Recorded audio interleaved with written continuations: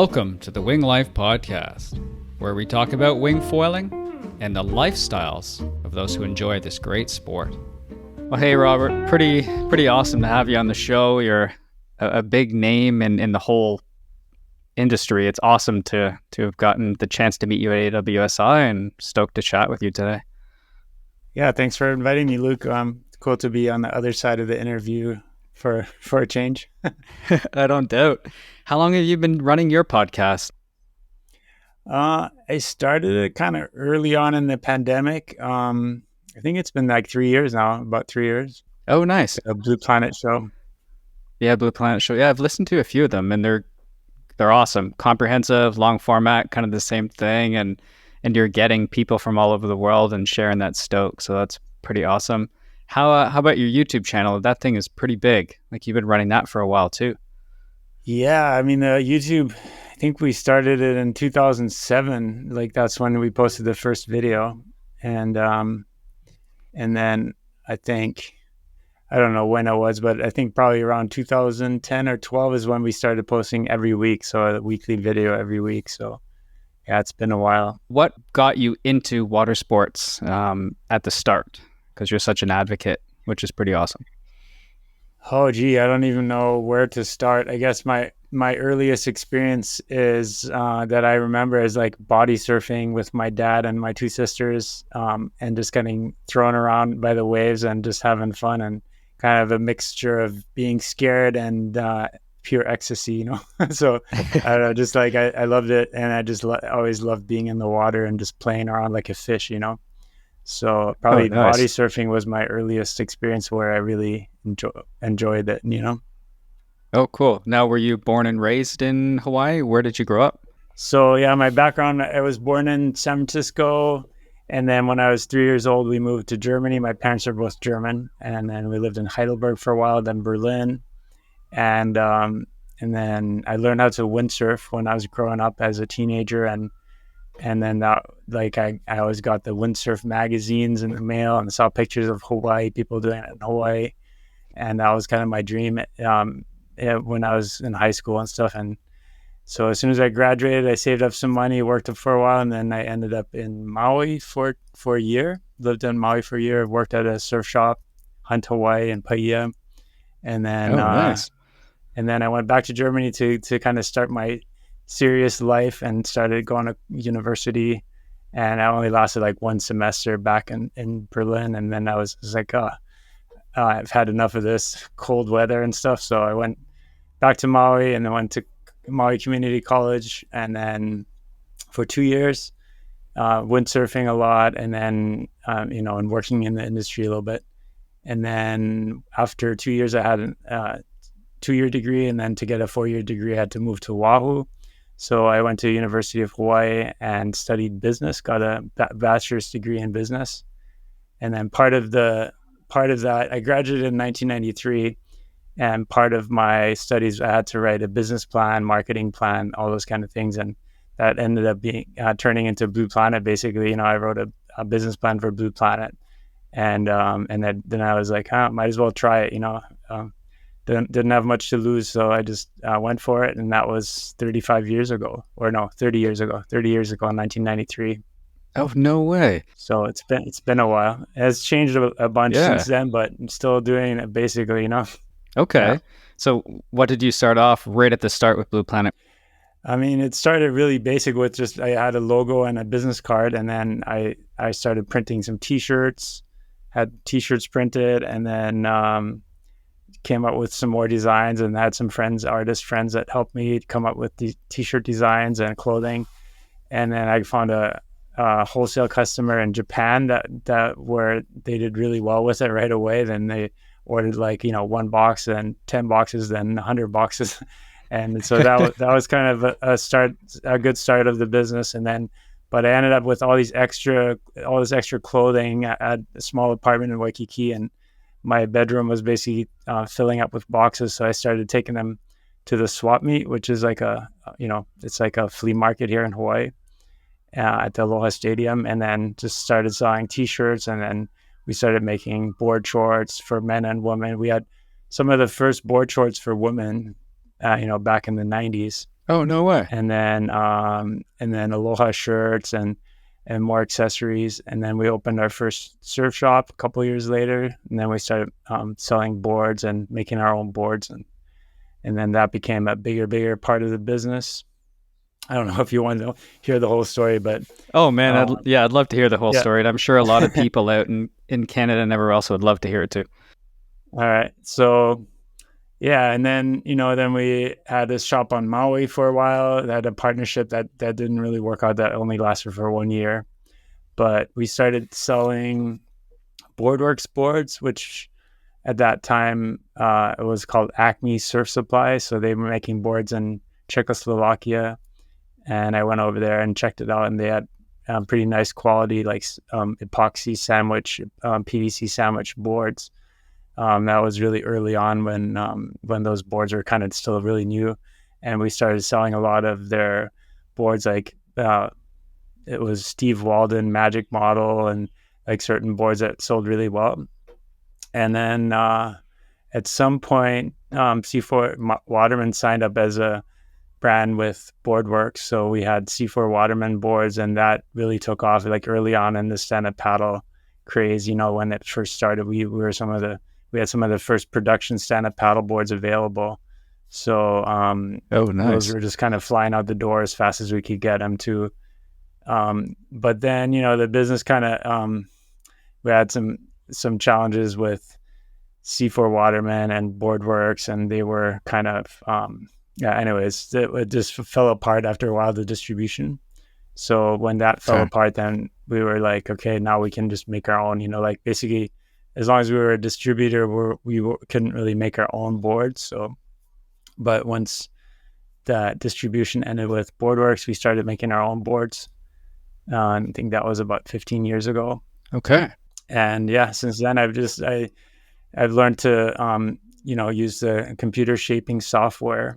Early on as a teenager, I made a bunch of my own windsurf boards, and been shaping boards and doing board repairs. And in Maui, I was doing a lot of board repairs and building boards and designing boards. So, but then I learned to use the shaping software, design boards, and then had prototypes made and had them manufactured. And so that's been a growing thing.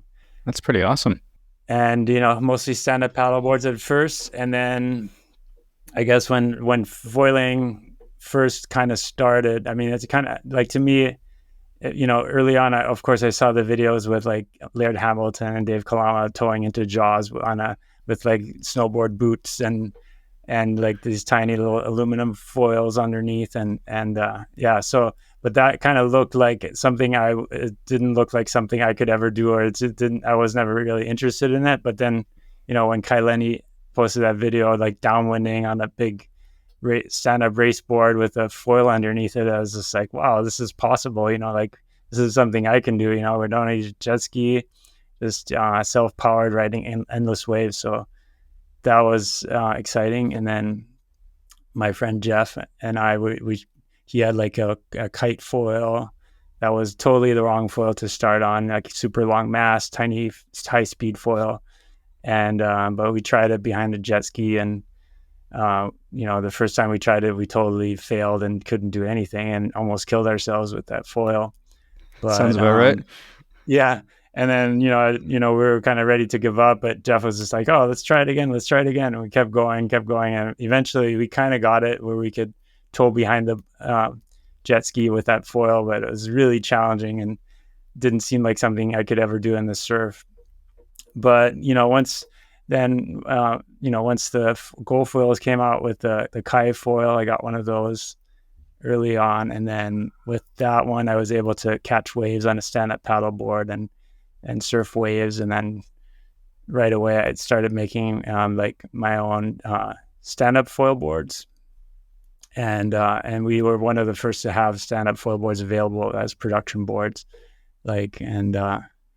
We had like a huge wait list for the first shipment when it came in and stuff like that. So there was like huge demand for it in the beginning, especially. And and then that kind of grew from there, the stand-up foiling. And then we were doing downwinders with the paddle, stand-up paddle downwinders with big foils, and it was just really challenging to catch waves and stuff like that on open ocean swells, especially on the wide short boards that we had at the time, and just kind of slower foils and all that. So, but then, and then the wings came out, and we, I like the first wing I got was from Duotone. I think it's called the foil wing. But they only had like a 3 meter available. They had, like everything was sold. Like I put in an order really early, and they said they would get me something, and then they were like, "Oh, all we have is a 3 meter wing." So I'm like, "Okay, I'll take it." So then that's what I started on, a 3 meter wing, and we waited for a windy day. Jeff had a slingshot, and then my friend Derek got a wing too somehow. Forget what he had, but we all went out. Like instead of using a paddle, we're just going to do downwinder with the wing instead of the paddle. So without ever having tried it, and so we were like, a mile offshore and trying to figure out how to start on the thing and, and turn around and go the other way and stuff like that. So it took us a while, but Jeff and I had like a lot of windsurfing background, so it wasn't too hard to figure it out. But Derek had never used a wing. He had like no experience. So he was kind of really struggling in the beginning, but now he's better than all of us. So, but he's just a natural. He's like, anyway, but then after that, it was just like, oh, I love this. And that's kind of all I wanted to do was wing foiling. So pretty much since then, I've been mostly wing foiling. I still stand up paddle. A little bit of stand-up paddle racing, stand-up paddle surfing when the wind is light, and sometimes I stand-up foil or even prone foil and tow foiling. But most of the time, I'll look for the good wing foiling conditions, and that's when I go out.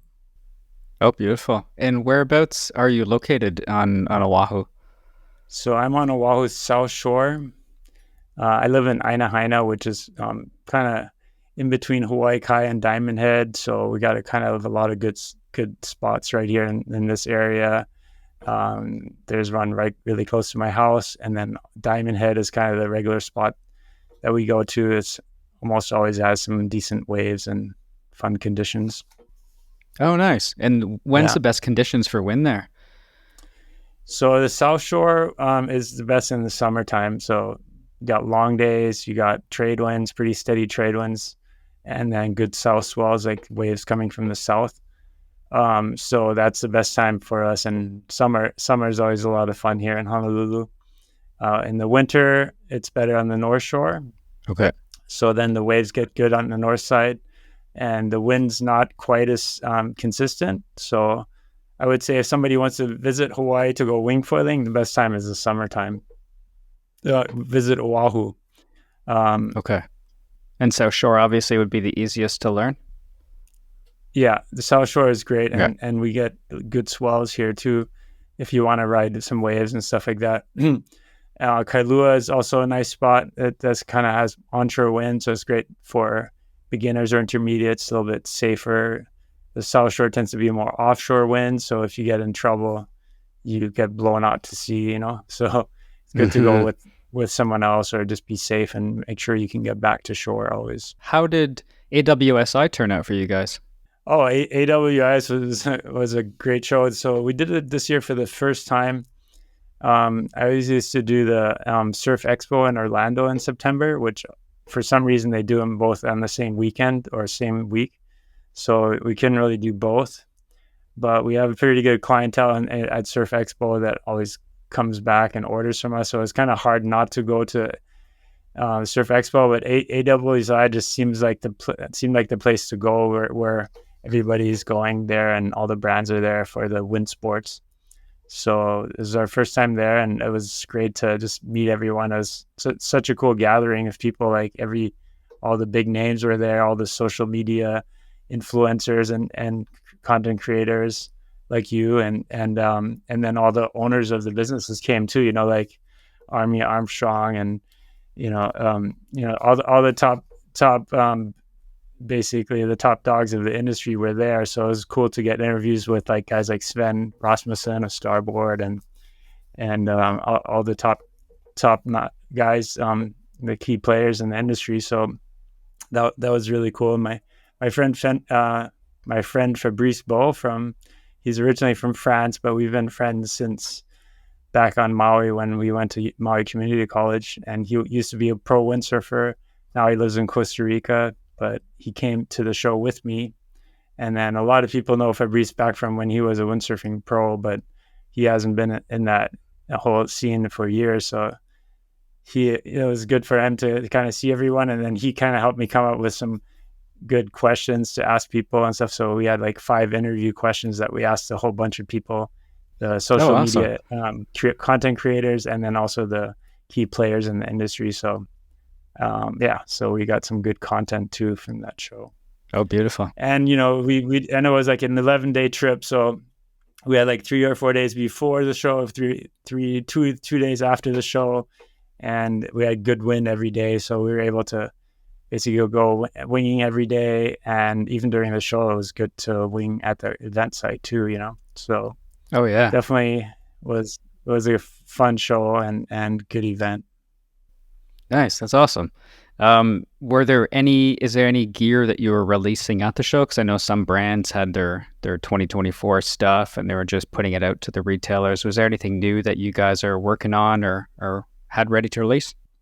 Yeah, so we showed our new 2024 foil boards, which are not quite. We just got our first shipment of them, but they're not even on our website yet or anything like that. So we're still in the process of releasing those. But we have new Wingmaster boards, and then we have a Wing Sup series that's good for stand-up foiling and beginner wing foilers. And then we have prone surf foiling boards, and then also downwind foiling boards, and then also the wing racer boards, which are kind of made for light wind takeoff. They're, of course you can use the downwind foil boards for light wind as well, but the wing racers are a little bit shorter and more like shaped more like a regular. It's just like a longer version of our free riding boards, and this is a great board for taking off early but going fast. It's a great board for racing a little bit more high volume. Okay. So that's what I've been using in the Molokai race. I think I showed it to you when you were at the show, right? Yeah, I think that's the one we got. Yeah. Video. Yeah. So and I think you posted something on YouTube about that too, right? I did. Yeah. I threw that up, and I threw it up on Instagram too. Yeah, so a lot of people, several people have actually asked about that board, but I don't have it in stock yet. We do have it being made right now. So once it's available, that'll be up on our website as well. But that was kind of, a prototype I wanted to test for racing and stuff. And I tried it a few times, and I was just like, oh, this is the future, because a little bit longer. It's like 5'8" by 21 by 90 liters. So it's like high volume, narrow, a little bit longer. Gets up on foil super easy, even in very light wind. So you don't have to wait for a gust or whatever to get it going, and it's just real easy to use. So that board is great, and we're probably gonna make a couple other sizes, like a little bit smaller, a little bit bigger for different size riders. Nice. But yeah, and then we have the Wingmaster boards are really nice for free riding, and our new construction is like full carbon with PVC deck, kind of real lightweight. It's a really high quality factory that makes boards for a lot of the top brands, and so I'm excited about those new foil boards, and the new downwind boards are really nice too. Yeah, what do you think about this whole new downwind trend, and everybody's getting into it? And oh, like I said, I've been downwinding for kind of from the very beginning, and recently I kind of started getting back into it, and it's so much fun once you're up on foil riding the bump. It's an amazing sensation, and it's kind of exhilarating because you have to work pretty hard to get to that point, right? So, but then like when you come off the foil and the wind's a little bit light and the bumps aren't that good, and you're trying to get back on foil and it's just not working, you can't get going, it can be incredibly frustrating. I mean, it's so humiliating and frustrating, that sport. And then, if you have a friend that's just like a little bit better at it and they're just like gone on the horizon, you can't even get back on foil, and you're like True. a couple miles out and you just have to like paddle back. It's like, yeah, that can be incredibly frustrating. So I think the for me, I mean, if I just want to have fun and I only have like an hour time or a couple hours, then I always go wing foiling because I know I'm going to be on foil the whole time. I'm going to have fun.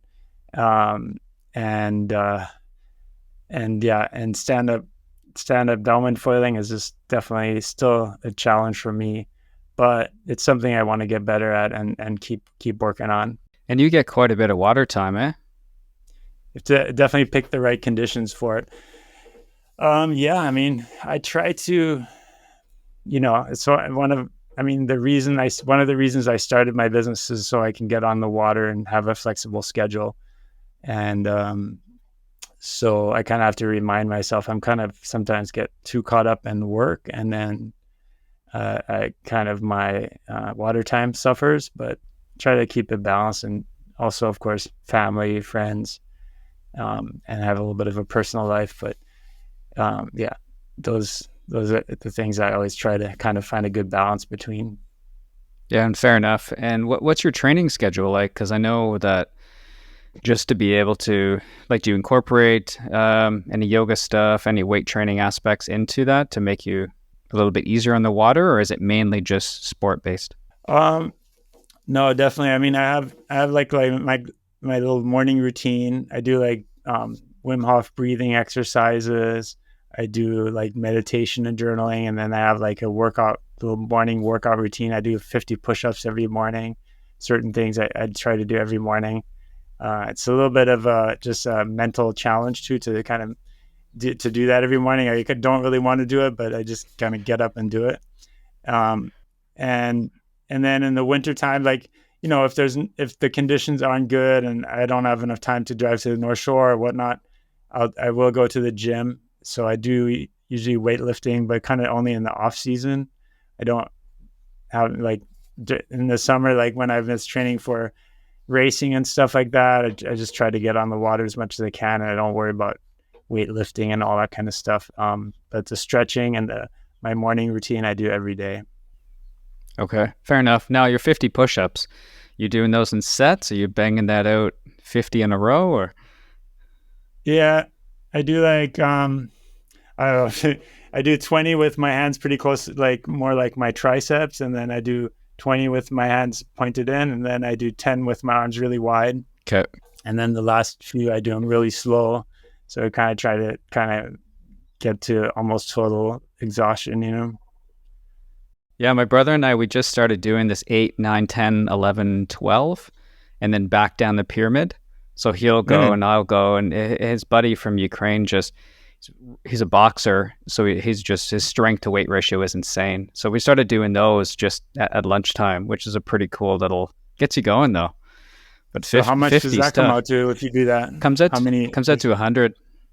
Oh, wow. Yeah. Yeah, 8, 9, 10, 11, 12 will get you to 50. And normally we can get there, but the back of the mountain is tough. How's food there? Obviously, Oahu has a fresh abundance of food. It'd be cool to find a little bit more about how you eat to stay fit and how to be able to compete in some of these races.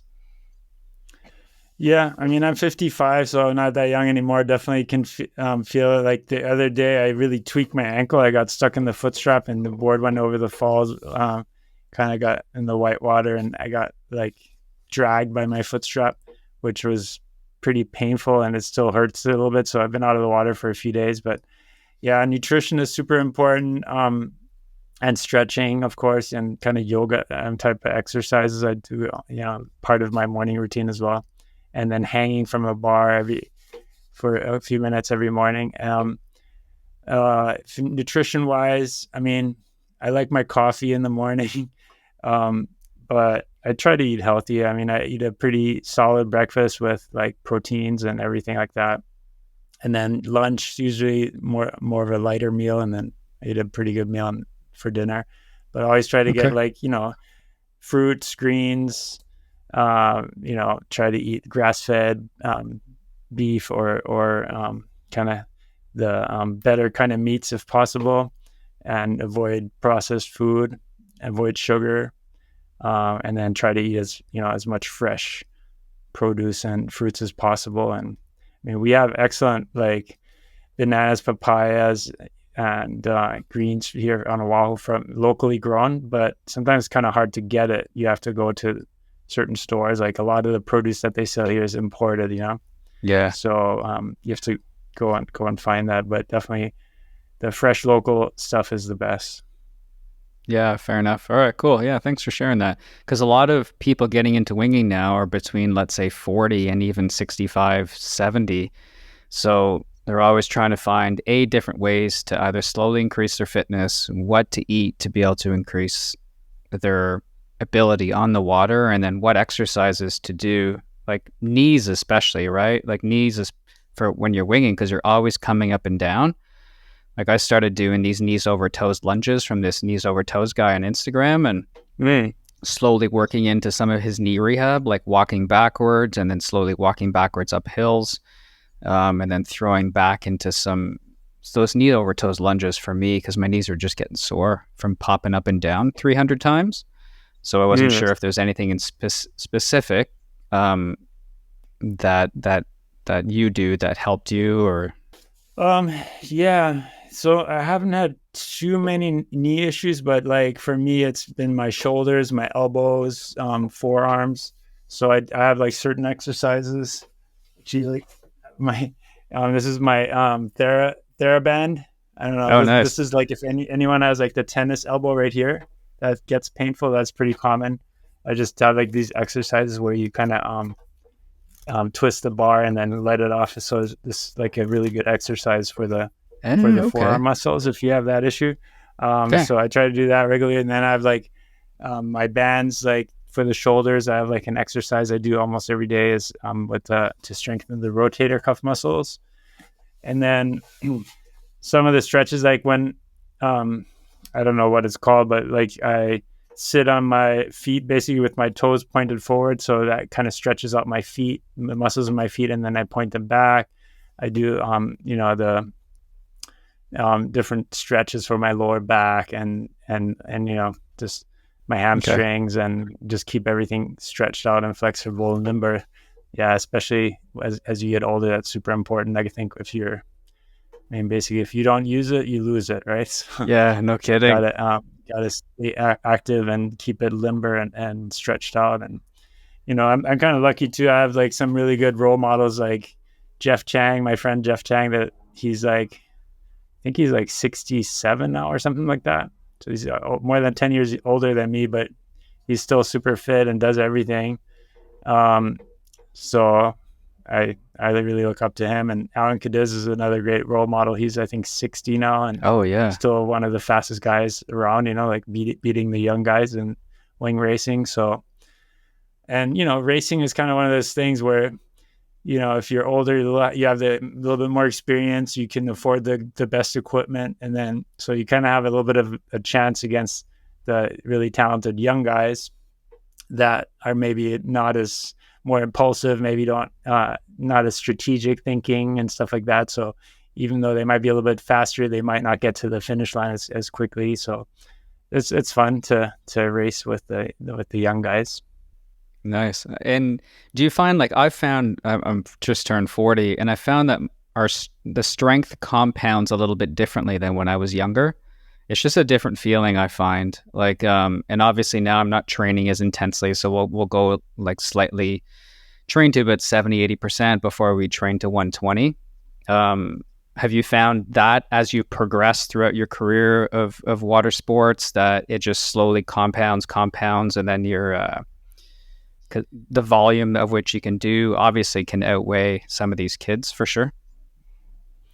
You talking about heart rate now, 70, 120, or what do you mean? Well, more just like physical exertion, I guess, intensity. Like even for lifting or even for other sports. Before in my 20s, I would push to like 120 physical exertion, be sore for 4 or 5 days and be a wreck. But there's a lot of, even for, like, I was listening to a couple other podcasts on training, and they would only train to about a 70-80% exertion, but there would be so much fun involved in that they could train more frequently, and then they would be less sore, and then they could add volume, and then that's what gave them their longevity, rather than exerting their joints to the point of training to 120 and being extremely sore, over fatigued. Just wasn't sure, just because you're 15 years older than me and a role model for me. So I was just kind of curious.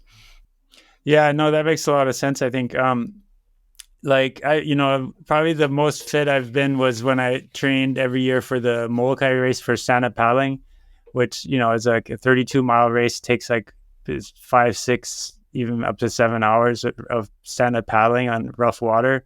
So that's like an extreme endurance and mental challenge, So in training for that, in the beginning, I did a lot of volume training and really pushing the volume and trying to get more endurance and stuff like that.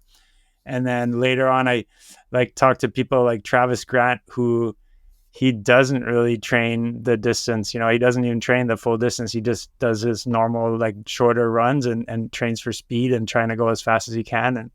And then when he does the long race, he just extends that for a longer distance and Okay. he can pull it off.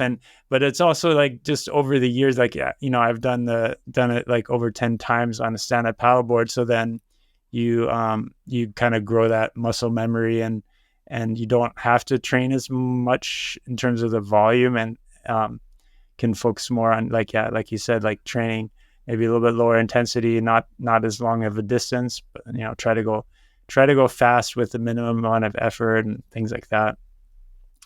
And wing foiling, I would say, like, because for example, the Molokai race on a wing foil board took me less than 2 hours, so it's like a totally different kind of race. It's like almost like and stand-up paddling, like a 2-hour race is like almost kind of a shorter distance, compared to the Molokai race. But so it takes like different training and different effort. I mean, you can push a lot harder for 2 hours than you can for 5 or 6 hours, and still have some energy left for the finish, So, it's fun to get into the training for the wing foiling and stuff. It's definitely different. Yeah, I don't doubt. Like for me, I found the hard handles a little bit harder on the wrists and elbows and shoulders and stuff, but the reaction you get out of the wing is so phenomenal that it's okay. But for wing, mainly for myself, was just knees. And then for some of my clients, I teach wing foiling in Vancouver Island, and some of them, they was just trying to get up, figuring out what the best way for them to get up, what they needed to strengthen, what they needed to increase range of motion wise, because a lot of the guys were in their 60s. So it's always cool to at least get this conversation going in the sense that it includes good nutrition, and then it's the whole rounded approach. I feel you're not just going to be able to wing foil right away if your hips and stuff aren't mobile enough. It takes a bit of time. Oh yeah, hips are super important too. I did have sore hips in the beginning because I also don't like, I don't know, I still don't really switch my feet when I'm riding. I just kind of ride my regular foot all the time. And mostly we're in the waves, going back and forth in the waves, and it's not a big deal. And it's just, I have more control. But I need to learn how to switch my feet for going both ways. So 100% agree on that. The hard handles give you more direct control of the wing, which feels good, but it's easy to try to control the wing with your wrist, like twisted with your wrist and use your wrist too much, instead of using finesse. Like when you have a soft handle, you have to use a little bit more finesse and get like the smooth handling and let the wing kind of, like, you're not using your wrist to steer the wing, you're using the wing to steer the wing or the motion, So I think it is more likely to hurt yourself. You are more likely to hurt yourself with the hard handles. So you have to be careful with that, not to try to use the handles for controlling the wing. You might go, you always want to focus on the finesse and not so much power, using force to turn the wing or to handle the wing. So that's a good point, actually. It's harder to, it's easier to get injured. And then for people beginning, I always like, when you're learning to just kind of stand up on the board, and especially with knee problems, I would definitely wear knee pads. Wear knee pads so you got some padding on your knees when you're kneeling on the board and standing up and stuff. Also, a lot of people that start, they end up like really scraping when you're on the board and you kind of slide off, like your knees slide off the board, the knees and the top of your feet will get really raw from the deck pad sliding. Like basically get burns from the deck pad sliding off the board. So in the beginning, it's a good idea to wear like Lycra pants or wear long pants, knee pads, and even shoes or socks or whatever, just to keep your skin from getting all rubbed raw from sliding off the board. Oh yeah, fair enough. And then potential infections and stuff. And if you're in a wetsuit country, it might not apply to you as much, but still that kind of thing, big time. Now, just want to circle back to Wim Hof. How do you find that helps you, and what have you found since you've been doing that? I mean, I've heard about it a few times, but then actually my first Blue Planet show interview was with Zane Schweitzer, and I asked him if he had any morning routines, and he mentioned basically Wim Hof breathing and then also journaling. So I kind of picked up both of those during the pandemic, and it's become part of my morning routine. But the Wim Hof breathing, just watched one of the videos on YouTube and how to do it, and then now I have like an app on my phone, and I just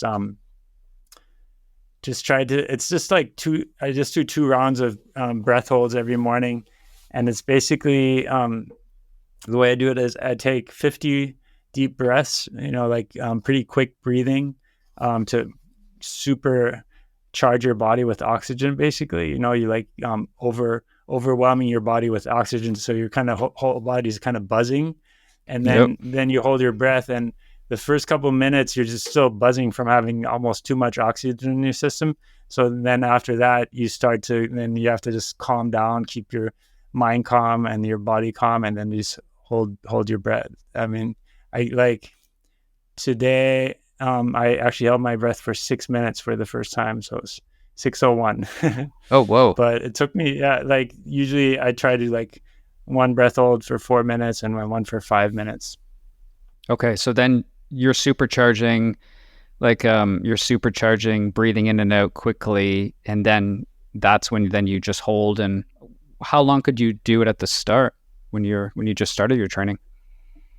Oh, I mean, when you're first starting, it's just like sometimes you can't even hold it for a minute, because it's just like kind of a mental thing too, like your body wants to breathe and you just let it breathe. So then it's fine, like you just do it as long as you can without, just go as long as you can. And it's kind of a challenge, but you slowly work your way up. And the Wim Hof app, I think it's like $10 or $15 a year, but if you're into it, it's definitely worth it. And it just kind of keeps track of your breathing.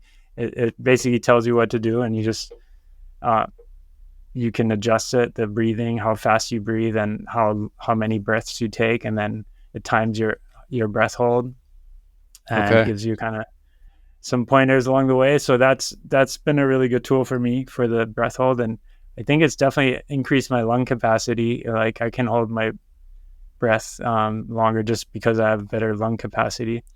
And another thing I do is box breathing, where you inhale for like a count of 3, then you hold it with your lungs full for a count of 3, exhale for a count of 3, and then you basically breath hold for a count of 3. All right. So it's just like kind of like a box: inhale, hold, exhale, hold. You try to slow it down as much as you can. And then for me, that's a really good meditation tool too, because you have to kind of focus on your breathing, and kind of everything else is kind of drops away. So you just focus on your breathing and kind of meditate at the same time. And that's also a good way to train your lung capacity, I think, and your mental, just overcoming that mental urge to breathe. Like you realize you don't have to breathe right away, even though your body wants to breathe, you can just wait. You don't have to breathe. Which is pretty important given, the sports that we're in, right? Like you'll never know if you get held down a little bit or something happens and your board flips and you're stuck under. Like they're important points. Yeah. So, and then another thing I wanted to mention too is like, I got COVID a couple years ago, and like before I got COVID, I was able to breath hold for like 5 minutes, 40 seconds or something like that. That was kind of my longest time. And then I got COVID, And then, with all the coughing and stuff like that, I kind of had long COVID too. I had like coughing for 6 months after I got COVID, and Oh, wow. I couldn't hold my breath for more than like 3 minutes, and for like a long time. And it's just now like, 2.5 years since I got COVID the first time is where I can really push my maximum breath hold again. It took my lungs a long time to recover. My lungs Oh, and wow. my throat, like I had this coughing itch in my throat all the time. Oh, really? Oh, So I'm glad yeah. you're on the other end then, that's for sure. Now, do you ever do any, because I've seen videos of Laird where he hops on an assault bike, jacks the heart rate up, goes in, breaths holds, or gets held down by a couple guys just to simulate it. And I think he was saying that he was happy if he could hold for 10 to 15 seconds or something, or because you're jacked up at that point. Have you done any of that kind of training? I have not, but that Okay. totally makes sense. I mean, yeah, if you're breathing hard and using oxygen at a much higher level, of course you can't like, you can't hold it that long. But I think like what I try to do now is if I do get held under, like I don't ride big waves like I used to, but like I do sometimes go out in bigger waves, and especially on a wing, you don't really want to get worked by a big white water. Um, No. but like if I do get held under, I just try to relax because I know it's going to let go of me at some point. And instead of trying to fight to the surface when it's bubbles everywhere, it's very hard to get to the surface. If you just wait a little bit, relax, and then come up kind of once it subsides a little bit, because the wave will subside and then you can get up to the surface a lot easier if you wait a moment and just relax. And then obviously you want to always try to get a good breath before the next wave hits you. Uh-huh. But the bigger the waves are, usually the further apart they are too. So there's like a bigger gap between the sets, between the waves. So it gives you a little bit more time to get to the surface, take a few breaths, and then, yeah, but yeah, like doing it at the moment of maximum exertion is obviously it's much harder to hold your breath at that point than if you're relaxed and your mind is calm and your body's calm. Yeah.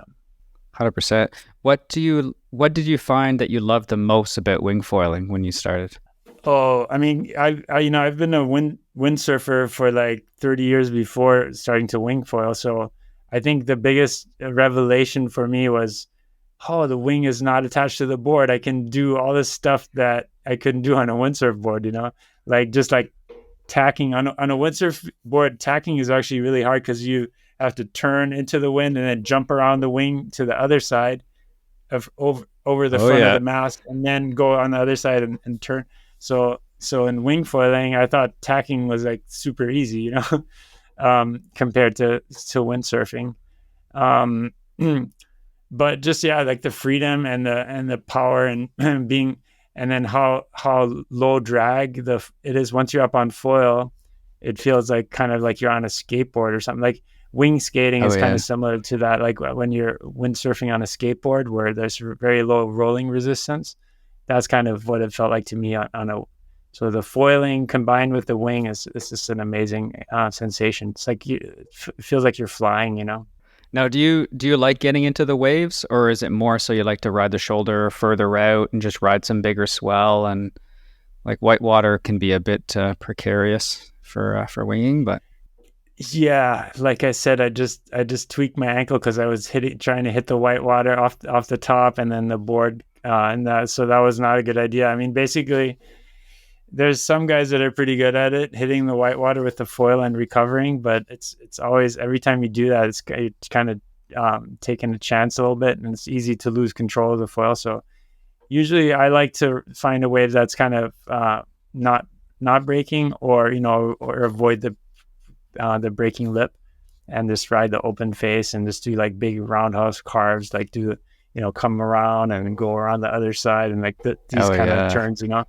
and then just kind of carry the speed.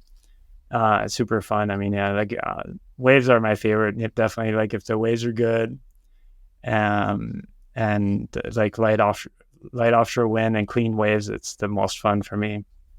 Oh, awesome, nice. Hey, did you ever think Blue Planet would grow to be like this successful when you were starting it out? Did you think that this would take you down this kind of cool life path that you chose? Um, yeah, I mean, it's kind of funny because when I first started the business, like I said, I was like a business plan and a marketing plan, and I had some partners that we did the marketing plan together, and we're like, oh yeah, in 10 years this will be like $100 million revenues and this and that. We had like this plan of revenue growth and whatever, and of course we're not even close to that yet, but I don't really focus so much on the top line, the total revenues. I focus more on like what's left over after all the expenses are paid. Trying to have a profitable business that I enjoy running, and to me that's like, yeah, and like I said, the balance between work, play, family, friends, and personal time and travel, and I love to do all that stuff. So to me, growth is not like the ultimate goal of the business. It's more like my lifestyle and making a good living without working too hard for it. Yeah, fair enough. That sounds kind of bad. I mean, obviously it's hard work to be successful in business. There's no way around the hard work part. But I used to want to grow it like 10 times from what it was like 10 years ago or whatever, and didn't get there, but it did grow, and it is much more profitable now. And so I'm happy with where we're at now, and maybe one Awesome. day I'll retire and sell it to someone else, and then they can grow to $100 million in revenues. But I think, yeah, like if you're looking at just growth, then there could be a sizable time difference and investment difference and the quality of life, definitely, because you put in time as well, right? It's not like it's 5 years. You put in quite a few years, so it's been slow and sustained, which is awesome. So that's pretty cool. Yeah, 35 years, and I'm still like, or I am again 100% owner of the business. I haven't had to take on a lot of outside money. I mean, I've taken on some bank loans and stuff over the years and mostly pay them off now. So it's kind of nice to just not have that pressure of investors or, making loan payments every month and this and that. So to me, that's kind of almost more important than having this huge brand. And I see some of the other brands that are growing very rapidly, like Armstrong, and and I'm sure they did great during the pandemic. Everybody did great during the pandemic, but now foiling is kind of reaching a point, I think, where it's kind of starting to be more saturated. The market's kind of more saturated, and the growth is going to be kind of more limited. So, and if that's your only focus is foiling, and you have this huge airplane in the air, then at some point you have to I'm glad I'm not in that position where it's like in operating on probably really thin margins, or a huge marketing budget and big overhead and stuff like that. So, and then of course, like Army had to probably also take on a lot of partners and investors and things like that to make that growth happen. So yeah, it's just like It's true. I feel fortunate that I'm not in that position actually, so if that makes sense. I don't know if that probably doesn't make sense to most people, but I'd rather have I'd rather have a small, profitable, fun business than a bigger business that, where I have to stress about stuff all the time. Yeah, that completely makes sense. And then you can focus on different board designs and all that aspect of things. Like, are you the one who does your R&D? And then are you the one coming up with these ideas to tweak this, tweak that kind of thing for new versions? Well, I mean, I do have a few team writers that give me feedback. Like Eli and Derek are really helpful with wing designs and stuff like that. We're working on new prototypes, and then just really detailed stuff that and the way they, like, Derek uses the wing like with a Y handle, which is like a totally different way of using it, I think. And I actually think if Derek Hamasaki got to one of the WSL contests, or what is it called, the wingfoil World Tour World there? Championship in the waves, he would probably kill it, because he carves so hard and just cuts up the waves. But anyway, yeah, so those, and then like our distributor in New Zealand, Dan, he had a guy actually that requested like a longer, narrower board, and I designed it on the computer for him. And then I was like, oh, I'm going to make myself one of these. I'm going to make it even a little bit longer and narrower for racing, and that's how that wing racer came about. Oh, And nice. then, well, as soon as I tried it, I was like, oh, this is the future. This is, and I think even for any kind of lighter wind conditions, it's a great shape, not just for racing, for any kind of free riding. And doesn't really, like it's a foot longer than my free ride board and doesn't handle quite as nice, but it still handles fine on the waves and everything. So you don't really need a tiny short board to get good handling. Yeah, because everybody's going a little bit narrower and longer now. If I've a big trend, I guess. Now, where do you get your boards made? Are you doing designs, building that stuff in Oahu, and then where's the factory? Yeah, we do make some prototypes here locally, but our factory has been traditionally in China. We use a couple different factories. Our foil board factory that we're using right now is in China, and then we're just starting to make some stand-up paddle boards in Vietnam. Okay. There's a really good factory in Vietnam that makes some of the best PVC sandwich construction boards in the world. Really, I think better than Cobra or anything else. So we just started working with them. So we're getting our first shipment from them. For now, we're just doing stand-up paddle boards with them, but in the future we might do foil boards as well. So, Oh, nice. but Okay. like in the past, I've always, well, and then we still have like some lower cost, like entry level stand-up paddle boards. I found that like one of the market segments, especially here on Oahu, that's kind of underserved as the beginner market. A lot of there's not a lot of good, inexpensive equipment for that kind of that beginner and recreational market. And that's really the biggest market, especially for stand-up paddle boards. So we have like a good line of entry level boards that's affordable. But now I'm really focused on like making like the highest performance boards possible for the more advanced guys, not necessarily the pro riders, but like the guys that are advanced and they want the best they can get for their money, kind of that kind of thing. So for Oh, paddles, cool. boards, accessories, I just want to create like the really high performance equipment. So where do you get your ideas from?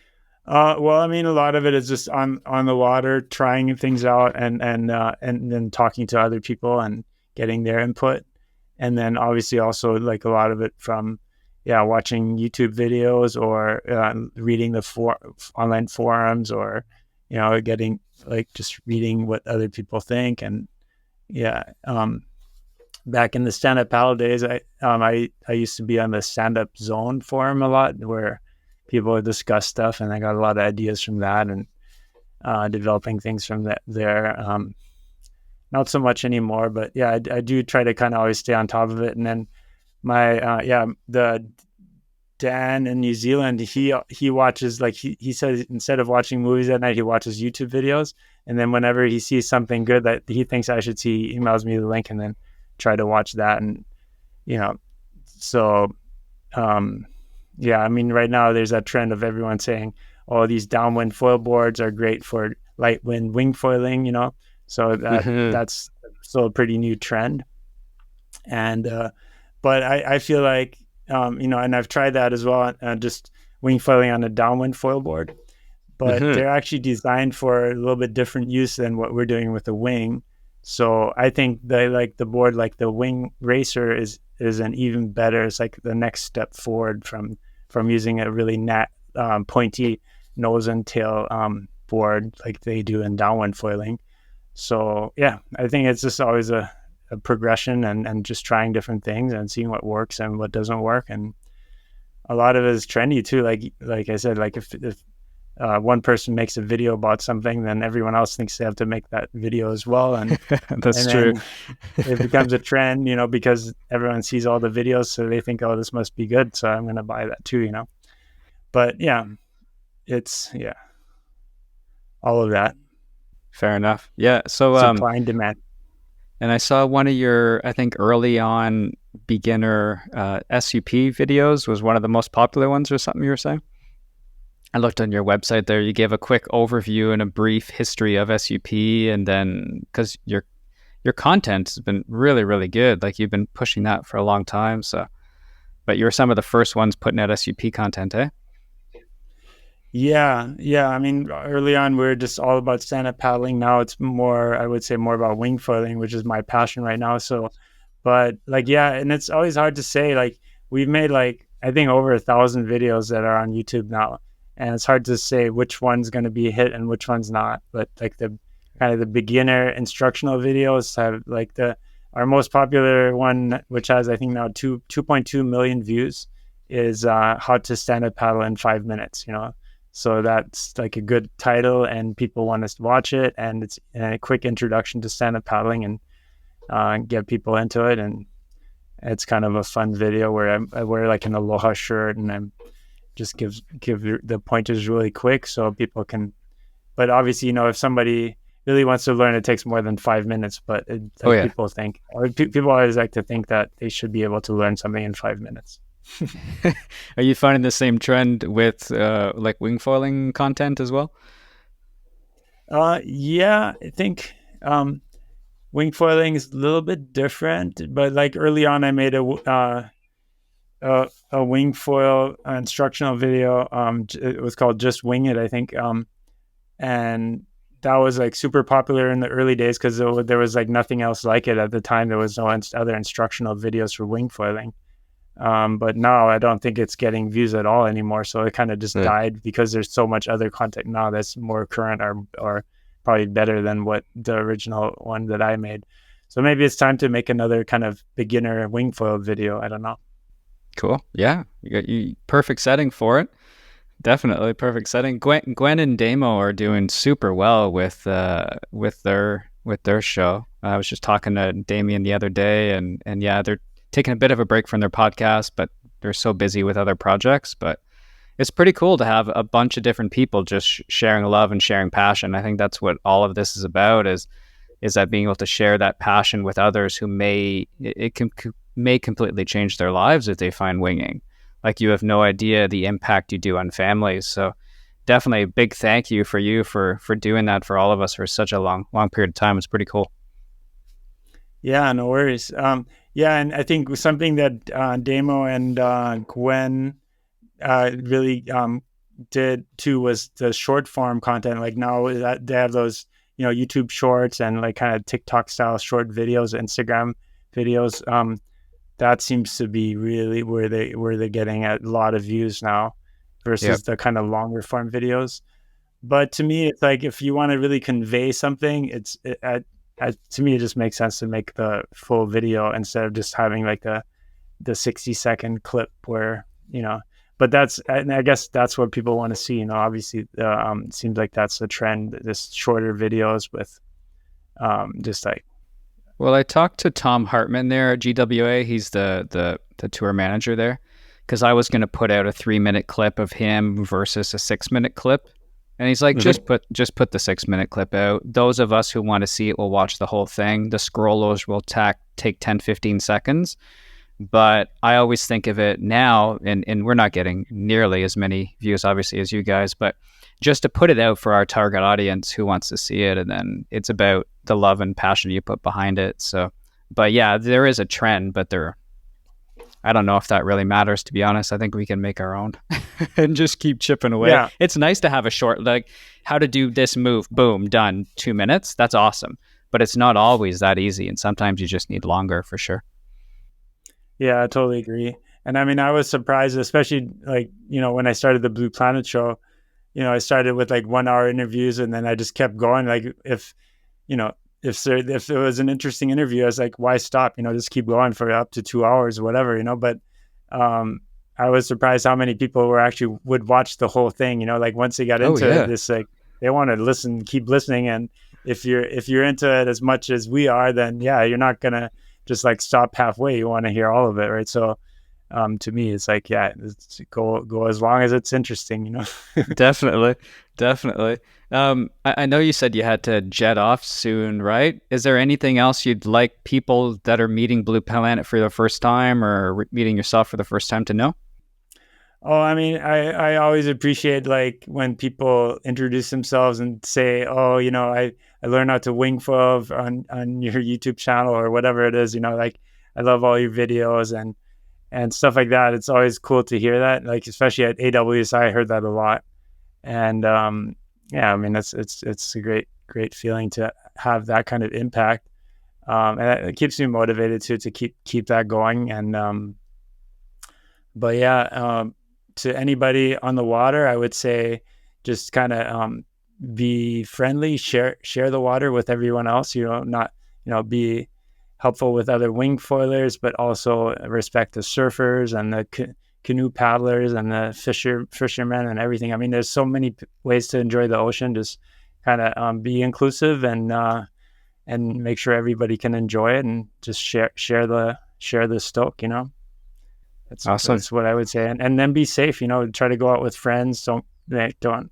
It's part of wing foiling. It's a solo sport, but it's also a very sociable thing. Like when you're setting up, breaking down, and it's just more fun to share the stoke with others, and it's also safer. If something happens, like we're pretty good about that. Like we always make sure the last person came in. If it gets dark and there's still someone out, we make sure they get in, safely, and That's true. usually without calling the Coast Guard. So Fair enough. Well, hey, Robert, just want to say thanks a lot for taking the time out of your day today, joining me on here, and we'll have to have you back on and chat some more in the future.